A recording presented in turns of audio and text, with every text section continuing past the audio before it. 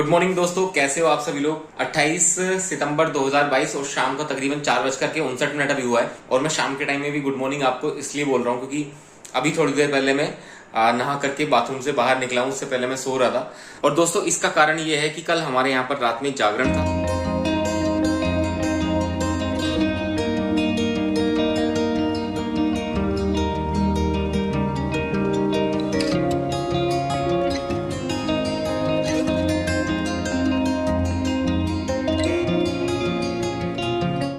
पूरी रात तो हम जागरण के अंदर रहे। थोड़ा बहुत हालांकि मैंने नैप ले लिया था बीच में, लेकिन फिर भी ये है कि पूरी अच्छी नींद नहीं हो पाई थी। तो सुबह से फिर मैं सो रहा था और काफी थक गया था, एग्जॉस्ट हो चुका था, इसलिए शाम में काफी लेट हो गया। और दोस्तों वैसे तो माता का जो जागरण होता है वो कभी भी आप करा सकते हो। और इस समय तो नवदुर्गों का टाइम चल रहा है। काफी अच्छी मान्यता मानी जाती है कि नवदुर्गों में अगर आपके यहाँ पर जागरण होता है तो काफी अच्छा माना जाता है। लेकिन उसके साथ साथ में मेरी भतीजी है 1 साल की, उसका बर्थडे था कल। इसकी वजह से भैया ने कल जागरण करवाया था घर में।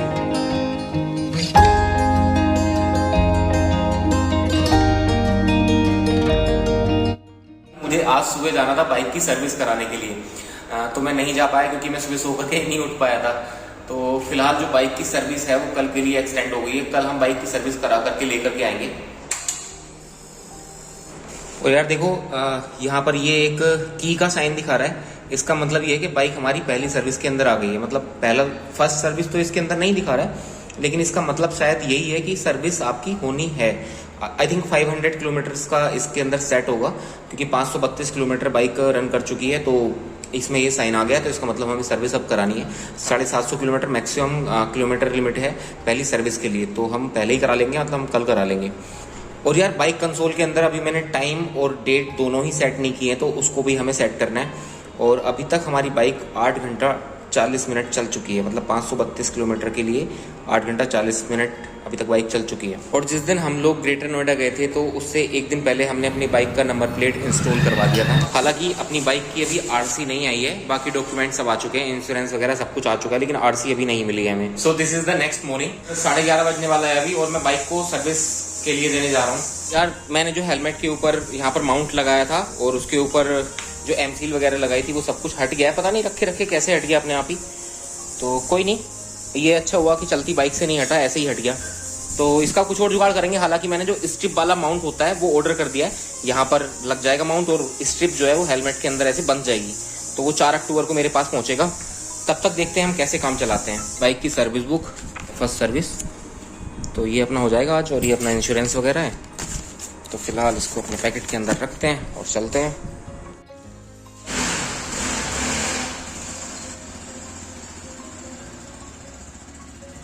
घर से निकलते ही कुछ दूर चलते ही रास्ता है हमारा बंद बंद। अभी जब तक हमारी गली में इस तरीके का कंस्ट्रक्शन चलता रहेगा तो ये इस तरीके की प्रॉब्लम आती ही रहेंगी। तो फिलहाल अभी मुझे आधा घंटा और वेट करना पड़ेगा। हालांकि यार मैं टाइम से निकल रहा था, लेकिन अभी 12 ऑलरेडी बजने वाला है।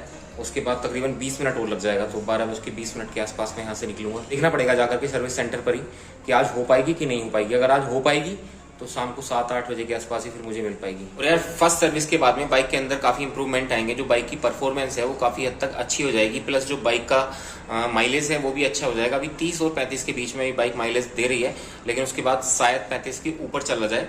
तो वो देखने वाली बात है कि बाद में उसको देखेंगे जब हम बाइक की अगर आज हमारी सर्विस हो जाती है तो कल फिर हम एक लॉन्ग राइड पर जाएंगे।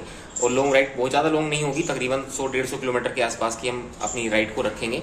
मतलब 150 किलोमीटर इधर से, 150 उधर से। तो मैंने सही गैस किया था। 12:21 अभी हुआ है और हमारा रास्ता ऑलमोस्ट क्लियर होने वाला है अभी। और फाइनली अपनी बाइक का सर्विस का नंबर मिल गया हमें। 72 नंबर हमें मिला। और इन लोगों ने बताया कि 4-5 बजे के बीच में आपको बाइक मिल जाएगी। उसके बाद मैंने ई रिक्शा पकड़ा और 10 रुपये उसको दिए और अपने घर पहुंच गया। तो यार बाइक सर्विस के लिए तो मैं दे आया हूँ और दोपहर का भी 1:14 हुआ है। सर्विस सेंटर यहाँ से काफ़ी ज़्यादा दूर नहीं है, 1.5 किलोमीटर के आसपास है यहाँ से। पिछले 2-3 दिन से काफ़ी ऑयली खाना चल रहा था, तो आज हमारे घर पे बना है मसूर और दलिया। और साक्षी का खाना अब चल रहा है। ये दलिया इसको पसंद नहीं है। हालांकि इसको चावल भी पहले पसंद नहीं थे, लेकिन मेरे साथ रह रह करके इसको चावल पसंद हो गए। मेरी भांजी है, उसके नेल्स के अंदर पता नहीं क्या दिक्कत है कि उसके नेल्स हमेशा टूटते रहते हैं, ब्लैक होते हैं और उसके बाद टूट जाते हैं। तो उसी का सैंपल हमें लेकर के जाना है सेक्टर 18 लाल पेस लैब्स के अंदर। शाम का करीब 5:30 अभी बजा है। अभी हम लोग जा रहे हैं। सर्विस सेंटर से बात हो गई है, बाइक हमारी हो गई है सही। बाइक की हमारी पहली सर्विस हो चुकी है। तो तो अभी हम पहले बाइक को लेंगे और फिर वहाँ से जो मेरी भांजी के नेल्स को मुझे देना है लाल पैथ लैब्स के अंदर, तो सेक्टर 18 न जा करके हम सेक्टर 12 जाएंगे क्योंकि वो थोड़ा सा पास पड़ेगा हमें, वहाँ पर फिर उसको देंगे। उसके बाद फिर आपसे बात करेंगे हीरो एक्सपल्स की पहली सर्विस के बारे में कि उसके अंदर क्या क्या हुआ है।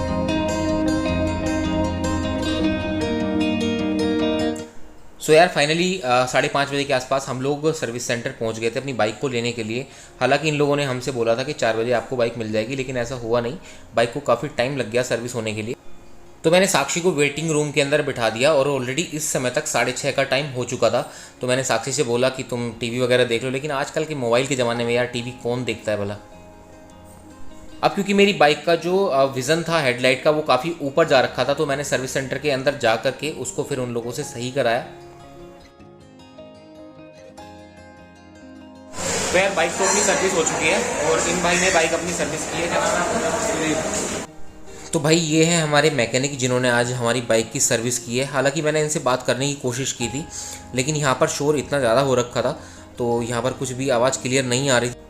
तो मैंने इनसे सारी चीज़ों के बारे में नॉलेज ले ली थी कि इन्होंने बाइक के अंदर क्या क्या किया है और किन किन चीज़ों की आवश्यकता थी पहली सर्विस के लिए बाइक के अंदर। तो वो सब चीज़ें मैं आपसे शेयर करूंगा वीडियो के लास्ट में घर जाकर के। पहले मैं लाल पैथ लैब्स जाकर के अपनी भांजी के जो नेल्स के सैंपल हैं उनको दे आता हूँ टेस्ट के लिए, क्योंकि वो भी बहुत ज़्यादा ज़रूरी है। तो यार अपनी एक्सपल्स के अंदर सर्विसिंग से पहले ऐसी कोई बहुत ज़्यादा मेजर इश्यू वाली बात थी नहीं। हाँ 2-3 इश्यू थे ऐसे छोटे छोटे से, जैसे कि क्या होता था कई बार बाइक सेकंड और थर्ड गियर के अंदर मिसिंग कर रही थी। दूसरा क्या था कि जब बाइक को हम सेल्फ स्टार्ट करते थे तो उस समय पर वो एक बार में स्टार्ट नहीं होती थी, 2-3 बार में जाकर के कहीं पर स्टार्ट होती थी। वो बाइक की सर्विस कराने से पहले बाइक तकरीबन 532 किलोमीटर चल चुकी थी और 532 किलोमीटर के लिए काफी अच्छा एक्सपीरियंस रहा। हालांकि 70 के ऊपर मैं 1-2 बार ही गया, उससे नीचे ही मैंने बाइक को राइड किया। तो बाइक सर्विसिंग में क्या कॉस्ट आई है आप सब लोगों के साथ में शेयर कर देता हूँ। एक रिंग इसमें लिखा हुआ है 7 रुपए का, शायद ये जहां से सर्विसिंग का ऑयल डालते हैं वहां पर शायद ये लगता है, तो इसका जो कॉस्ट है वो 7 रुपए का है। प्लस एक्सपल्स के अंदर जो मोबिल ऑयल पड़ता है उससे थोड़ा सा कॉस्टली ये पड़ता है, 1162 रुपए इसका कॉस्ट है इसके अंदर विद टैक्सेस। तो लेकिन दोस्तों इस मोबिल ऑयल की खास बात यह है कि 3000 किलोमीटर के लिए आप इसको चला सकते हो अपनी बाइक के अंदर। तो जो सेकंड सर्विस होगी मेरी बाइक की उसमें मुझे कोई मोबिल ऑयल डलवाने की जरूरत नहीं पड़ेगी। प्लस जो अगला चार्ज इन्होंने लगाया वो लगाया चेन क्लीनिंग प्लस लुब्रिकेशन के लिए।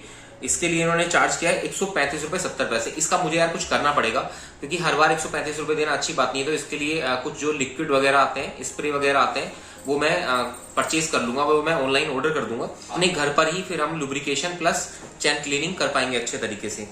और दोस्तों एक चार्ज इन्होंने लिया है 40 रुपए का, जो कि टायर्स के अंदर नाइट्रोजन फिल करने के लिए लिया गया है। कहीं से मुझे पता लगा कि यहाँ पर थोड़ा सा डिस्काउंट मिल जाता है, तो मैंने उनसे कहा कि डिस्काउंट का क्या चक्कर है, तो उन्होंने बोला कि आप लोगों को खुश करने के लिए हम डिस्काउंट दे देते हैं। तो मेरा जो बिल बैठ रहा था वो 1345 रुपए बैठ रहा था, लेकिन इन्होंने वो हटा करके 1298 रुपए कर दिया। यार मैं अगर 1298 में से 1162 रुपए माइनस कर देता हूँ जो कि मैंने पे किया है मोबिल ऑयल के लिए, तो सर्विस का चार्ज मेरा तकरीबन बैठता है 136 रुपए। तो 136 रुपए फर्स्ट सर्विस में मेरा लगा है अगर मैं मोबिल ऑयल को हटा देता हूँ। तो अगर मैं पहले से ही चेन क्लीनिंग और लुब्रिकेशन के लिए स्प्रे अपने घर पर मंगा करके रखता तो मुझे उसको भी कराने की जरूरत नहीं पड़ती, और इसमें से तकरीबन 135 रुपए 70 पैसे इसके अंदर से भी मेरा सेव हो जाता।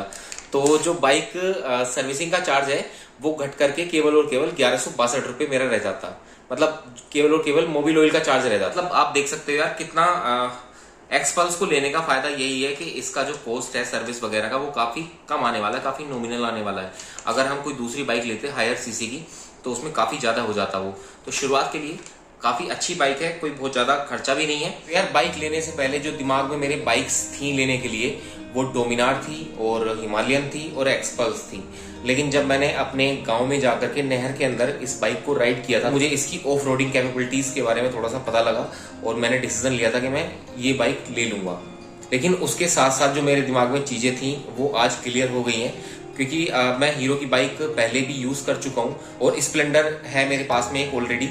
तो इतना तो मुझे पता है कि हीरो की जो बाइक्स होती है उनका जो मेंटेनेंस कॉस्ट होता है वो काफी कम होता है, और ये मेरा जो डिसीजन था वो आज मुझे पता भी लग गया कि वो सही है मेरा डिसीजन। तो अगर आप लोग भी कोई बाइक लेना चाहते हो और एक्सपल्स पर आकर के आप रुक गए हो कि आप ये सोच रहे हो कि लूं कि ना लूं, तो एक पॉजिटिव पॉइंट आप लोगों के लिए ये है कि आपका जो मेंटेनेंस कॉस्ट होगा वो काफी ज्यादा नहीं होगा, तो आप इस बाइक को लेने का डिसीजन ले सकते हो।